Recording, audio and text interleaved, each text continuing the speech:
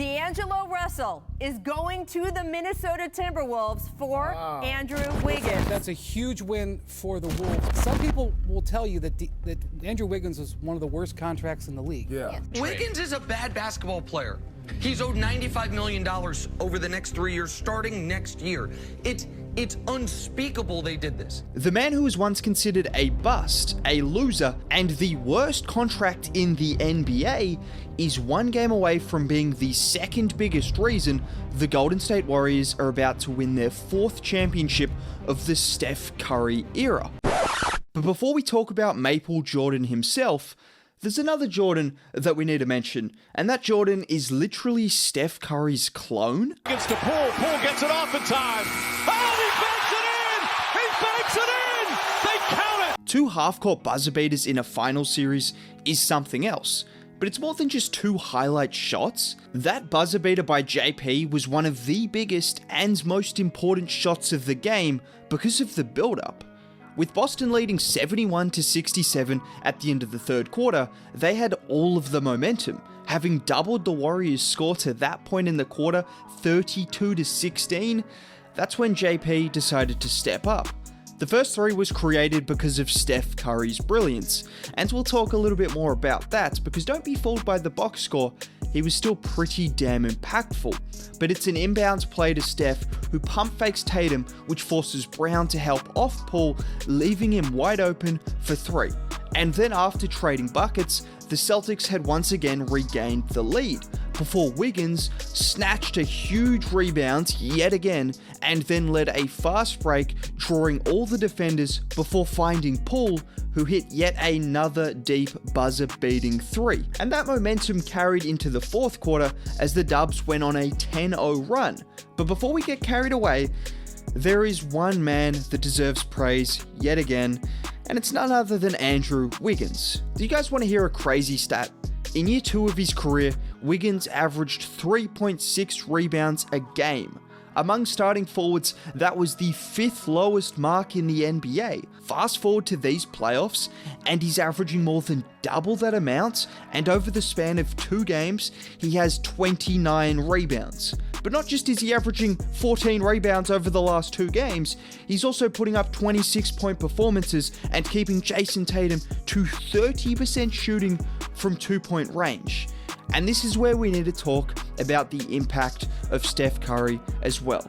Because what you would have noticed in this game is Wiggins set a lot of screens for Steph once the Celtics made the decision to trap him. Like on this play, Wiggins sets a screen to free up Curry, Horford steps up, and Tatum fights over the screen to prevent the Steph 3, and it's the quickness at which Steph recognizes this and drops a perfect pass to a rolling Wiggins. Or in this play where Steph gets into the heart of the defense and draws 2 defenders before kicking it out to Wiggs.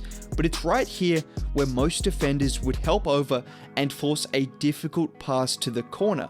But Brown isn't even worried about Wiggins getting to the middle of the lane because he's locked in on Steph's off-ball movement, and that allows Wiggs to get straight into the lane and finish softly. And if you need any more indication of how the Celtics were guarding Curry, this is less than 3 minutes into the game, and Marcus Smart is face guarding him 30 feet from the basket, which allowed Wiggs to go one-on-one.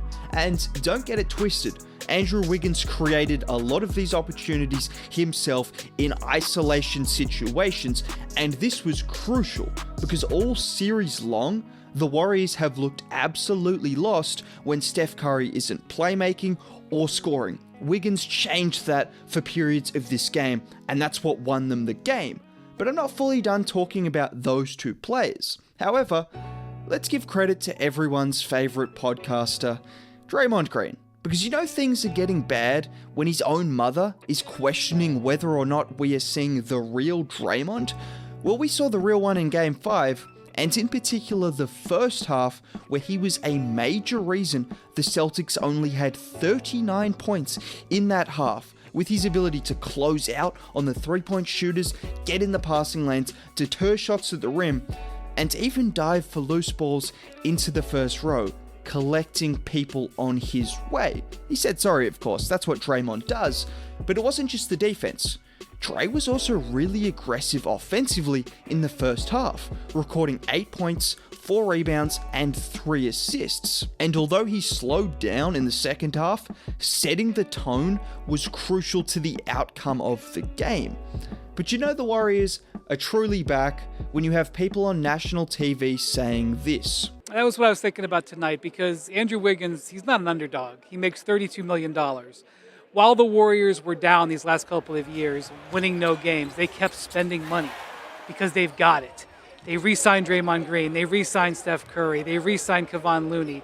They kept Andrew Wiggins. You don't just have to beat the Warriors on the court. You got to beat their checkbook. And nothing away from Andrew Wiggins tonight, but this was a checkbook win for the Warriors. Now let me ask you guys a question.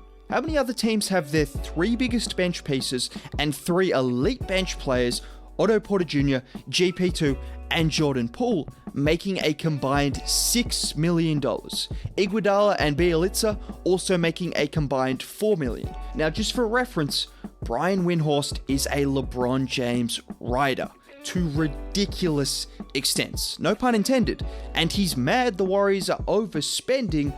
Well, how about some context on this overspending? Talen Horton-Tucker is making more than JP, Otto, GP2, and Iggy combined. Talen Horton-Tucker, who is probably worse than all 4 of those players.